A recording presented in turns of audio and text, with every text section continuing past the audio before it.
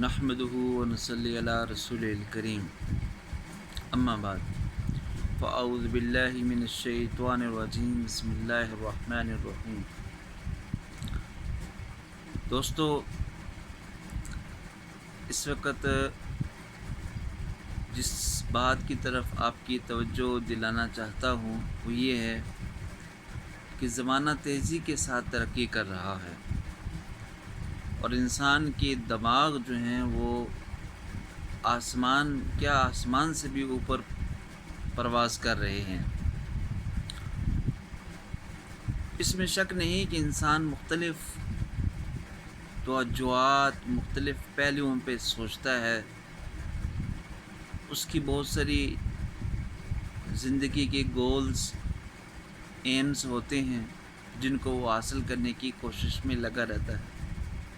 اللہ جل شانہ نے بھی قرآن مجید میں فرمایا کہ ہم نے انا خلقنا الانسان لفی کبد، کہ ہم نے انسان کو مشقت میں پیدا کیا ہے۔ تو دنیا میں انسان جتنی بھی زندگی گزارتا ہے، اس زندگی کے اندر انسان کے لیے مشقتیں ہی مشقتیں ہیں۔ اور فَإِنَّ مَعَ الْعُسْرِ يُسْرًا إِنَّ مَعَ الْعُسْرِ يُسْرًا، ہر مشکل کے بعد ایک آسانی ہے۔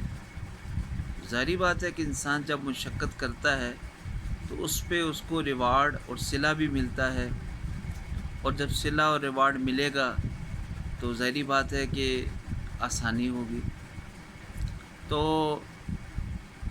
انسان کو ٹینشن کیوں ہوتی ہے؟ بعض اوقات انسان سوچتا ہے کہ مجھے ٹینشن ہو گئی ہے یا تو ٹینشن کی وجہ کیا ہے؟ ٹینشن کی وجہ ایک نہیں ہزار ہیں۔ ایک ٹینشن کی وجہ تو یہ ہے کہ بہت ساری باتیں ہیں جو ہمارے ذہن میں شیطان ڈال دیتا ہے، یا کہیں دائیں بائیں سے کان میں پڑ جاتی ہیں، تو ہم انہی باتوں کو اپنے ذہن کے اندر جو ہے وہ سوچتے رہتے ہیں۔ اب یہ ہو جائے گا، اب ایسا ہو جائے گا، اس نے یہ کر دیا، وہ ایسا کر رہا ہے، مجھے ایسا کرنا چاہیے، میں بھی یہ کر دوں گا، فلاں فلاں وغیرہ وغیرہ۔ تو یہ سارے کی ساری باتیں خود ساختہ ذہنی استراخ، اپنے دماغ سے جڑی ہوئی باتیں ہیں جن کا حقیقت کے ساتھ ذرا برابر تعلق نہیں ہے۔ حقیقت کچھ اور ہوتی ہے اور انسان اپنے دماغ کے اندر جو ہے کچھ اور باتیں سوچ رہا ہوتا ہے۔ تو سب سے پہلے تو اپنے دماغ کو خالی کرنا ہے کہ بھئی ہمارا ذہن جو ہے وہ ادھر ادھر کے خیالات سے جو ہے بالکل خالی ہو جائے، ٹھیک ہے۔ دوسری بات یہ ہے کہ دنیا میں کوئی ایسی بیماری نہیں جس کا حل نہ ہو۔ دنیا، یہ تو صاف بات ہے کہ لکل دائن شفا، کہ ہر لکل دائن دوا، ہر بیماری کے لیے ایک شفا ہے، ایک دوائی ہے، جو سائنسدان بھی ڈاکٹرز بھی تیار کرتے رہے ہیں اور تیار ہوتی رہی ہے اور آگے بھی ہوگی۔ لیکن بہت سارے مسائل ایسے ہیں، انسان اپنے دائرے میں رہ کے سوچتا ہے، ٹھیک ہے۔ کوئی تاجر ہے تو وہ اپنی تجارت کے لحاظ سے سوچتا ہے، کوئی دکاندار ہے تو دکانداری کے لحاظ سے سوچتا ہے۔ تو ہر آدمی اپنے کوئی طالب علم اسٹوڈنٹ ہے تو وہ اپنے لیول کے لحاظ سے سوچتا ہے۔ تو ہر ایک کی سوچ کا لیول ڈیفرنٹ ہے، ہر ایک کی سوچ کا جو اینگل ہے وہ ڈیفرنٹ ہے، ٹھیک ہے۔ تو اب ٹینشن کہاں ہوتی ہے؟ ٹینشن وہاں ہوتی ہے جب مسئلے کا حل نہیں ملتا، اور جب مسئلے کا حل نہیں ملتا تو یہ جو ہماری پرانی بوڑھی عورتیں ہیں، یہ بیچاری جن کے پاس علم بھی نہیں ہے اور تھوڑا بہت گھریلو کاموں میں زندگی گزار دی، تو یہ کیا کرتی ہیں؟ یہ سمجھتی ہیں کہ وہ جی کسی نے جادو کر دیا، کسی نے سایہ کر دیا، کسی نے نظر لگا دی، یہ ہو گیا، بس سب بکواس ہے، سارا کا سارا فراڈ ہے۔ بے شک نظر برحق ہے، اس میں کوئی شک نہیں، لیکن ایک ہی چیز کو لے کے اس کے پیچھے چلتے رہنا اور اسی کے پیچھے جو ہے وہ جس لیمو میں سے جوس نکل چکا ہے اسی کو بار بار جو ہے وہ انسان وہ کرتا رہے، اور جس آم کو چوس چکا ہے بار بار اس کو جو ہے وہ، تو یہ میرا خیال ہے کہ یہ ایسی چیز نہیں۔ انسان کو اپنا ذہن وسیع رکھنا چاہیے، انسان کو اپنی سوچ کو وسیع رکھنا چاہیے، اور جو ہے مختلف اینگلز پہ سوچنا چاہیے. کچھ بندے آپ کو پسند ہوں گے، آپ ان کو بھی سنیں. کچھ بندے آپ کو ناپسند ہوں گے، آپ ان کو بھی سنیں.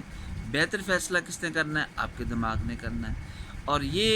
اور سب سے بہترین انسان وہ ہے جو اپنی نیچر کو سمجھے. دوسروں کی نیچر کو سمجھنا تو بڑا آسان ہے کہ فلاں ایسا ہے، فلاں ایسا ہے، فلاں ایسا ہے.